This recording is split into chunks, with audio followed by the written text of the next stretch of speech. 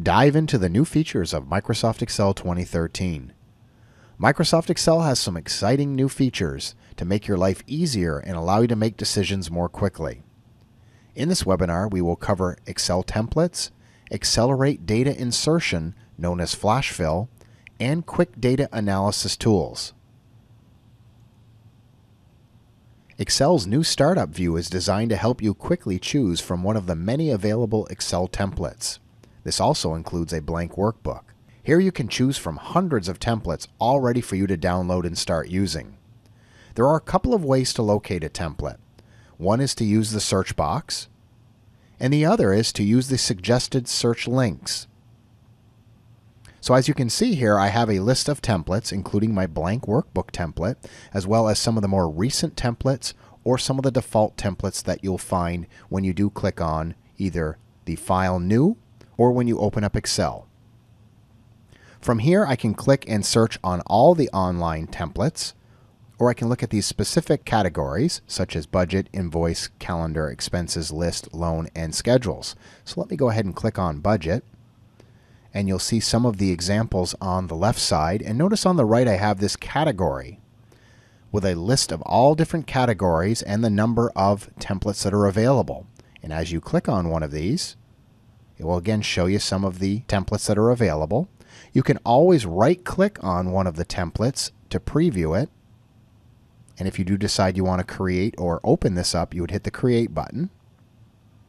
If you decide you want to open this up again, you can click on the Push Pin. So I'm going to go back to the previous location by hitting the Home button. And if you notice this particular one here, the calendar, the push pin is pointing downward. That is pinned. Even if I don't open this template for a period of time, it will still remain in my list. We have some great calendars, invoices, and you can always go back by hitting the Home tab. Expenses, and notice all the different options that we have here. Look at the categories that we have here.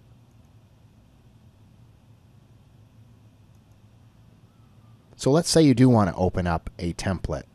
So I'm going to go ahead and click on this once. This particular template here is a calendar. Notice all the sheet tabs down at the bottom.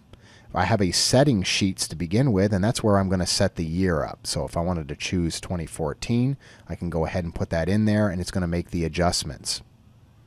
As I go to January, you'll notice that I have January 2014. I can click in the individual dates and type in whatever I'd like.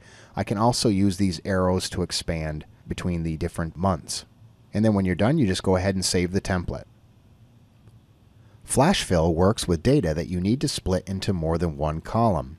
In just a couple of steps, you can set up a pattern that flash fill recognizes and displays the filled results. You can either accept the flash fill results or keep typing in your own data. Now I have a couple of examples that I'd like to show you. I have a list of all of our employees' first name and last name. I'd like to combine both their first name and last name and create an email address. And what I would like to do is create one email address and then have it fill it down for me the rest of the way. Then after I create the email address, what I want to do is show you that I can separate just the first name and the last name without using any type of formulas. To start with, I'm going to type in the email address for Maria.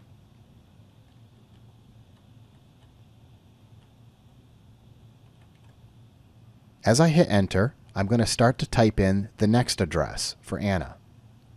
As soon as I type in the first letter, Excel sees a pattern, and then it shows me, kind of in this grayscale here, what the pattern will look like. And if I decide to accept it, I would hit the Enter key. Notice the little smart tag that's right alongside here, and I can undo the flash fill, accept the suggestion, which I did do when I did hit Enter, or I could select all the 90 change cells. So let's see about separating Maria from the email address. So again, I type in the name in the first box, hit enter, and then start typing the second name in.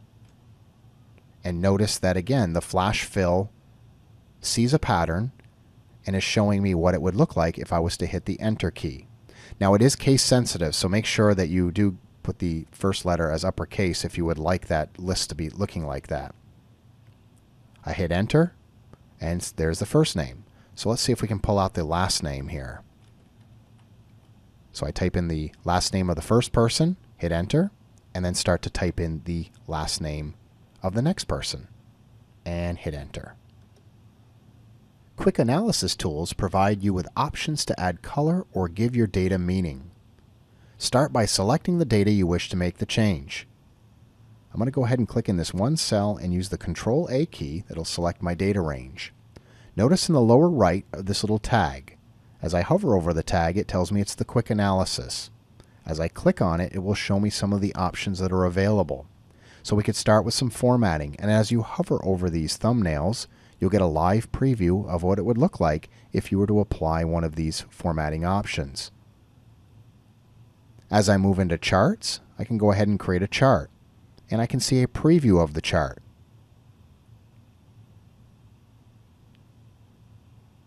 There's even more charts as I click, and will show me some of the additional recommended charts that are available. And if I click on them once, I can get a larger preview. I also have totals, where I can total up at the bottom, average, sum, count, percentages, or on the sides.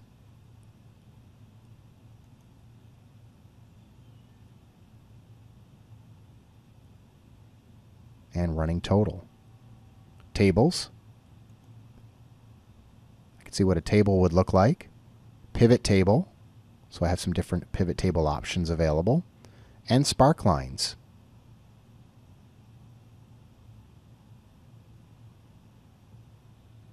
And that is some of the new exciting features found in Microsoft Excel 2013.